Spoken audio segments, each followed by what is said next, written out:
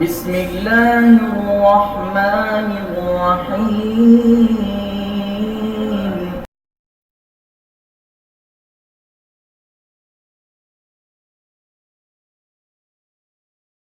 سنت سے بے وفائی برداشت نہیں ہے. یہ ہمارا مسلک و منہج ہے. کسی آیت حدیث کا نیا معنی نہ ہم بیان کرتے ہیں نہ لیتے ہیں. وہی معنی جو صحابہ نے لیا بیان کیا. کوئی قرآن دی آیت پڑھے اور معنی لے. فرمایا وَإِذَا قُرِئَ الْقُرْآنُ فَاسْتَمِعُوا لَهُ وَأَنصِتُوا لَعَلَّكُمْ تُرْحَمُونَ. جدوں قرآن پڑھے آ جائے غور نہ سنو چپ کرو تاکہ تواڈے تے اللہ دی رحمت ہوئے.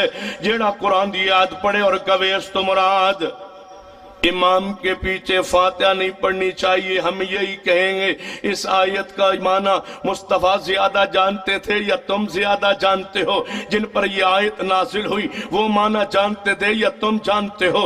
ان کا معنی مانے یا تمہارا مانے؟ ان کا مفہوم جن پر یہ آیت نازل ہوئی وہ خود فرما رہے ہیں. ابو داؤد و جامع ترمذی میں حدیث نبی علیہ السلام نے فرمایا میرے صحابہ جدوں میں نماز جاری پڑھا رہے ہوں قرات کر رہے ہوں اور تسی میرے پیچھے نماز پڑھ رہے ہو اس ویلے این حالت قرات اندر میرے پیچھے کوئی چیز پڑھ دے ہو یا نہیں.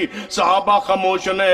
آپ نے فرمایا میرے صحابہ سن لو جب میں اونچی قرات کراں نماز اندر اور تسی میرے پیچھے کھڑے ہو فاتحہ پڑھیا کرو. فاتحہ بغیر نماز نہیں ہوندی. وَإِذَا قُرِئَ الْقُرْآنُ نبی علیہ السلام تے نازل ہوئی ہے. اس آیت نزول تو بعد آپ نے صحابہ نے فرمایا ہے فاتحہ پڑھو فاتحہ پڑھو. جیڑا بندہ اس آیت نو پیش کرے فاتحہ تے میں کیویں مان لواں؟ سچ کیا ہے تفسیر ماجدی اندر مولانا عبد الماجد دریابادی نے کہ یہ آیت نازل تو ہوئی تھی اس لیے کہ جب بغرض تبلیغ قرآن پڑھا جائے تو غور سے سننا چاہیے. لیکن ہمارے علماء نے اس کے مفہوم میں توسع پیدا کر کے فاتحہ نہ پڑھنے کی گنجائش نکالی ہے. تم نے گنجائش نکالی ہے. ہم تمہاری اس گنجائش کو نہیں مانتے.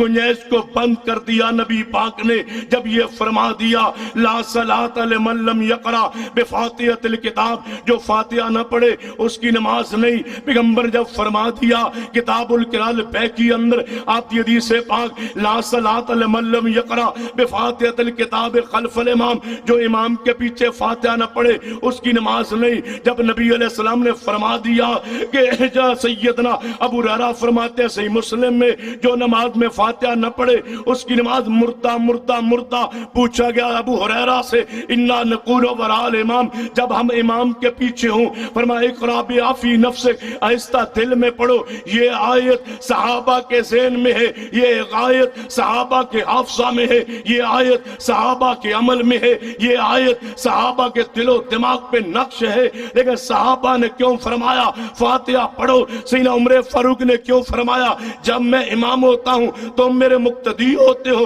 میرے پیچھے فاتحہ پڑھا کرو؟ عمر فاروق قرآن کو جانتے تھے یا تم زیادہ جانتے ہو؟ ابو ہریرہ فقیہ امت وہ زیادہ جانتے تھے یا تم زیادہ جانتے ہو؟ جن پہ قرآن نازل ہوا وہ زیادہ پہچانتے تھے قرآن کو یا تم جانتے ہو؟ ہم تمہارے معنی کو نہیں لیتے. ہم وہ معنی لیں گے جو محمد کے صحابہ نے لیا.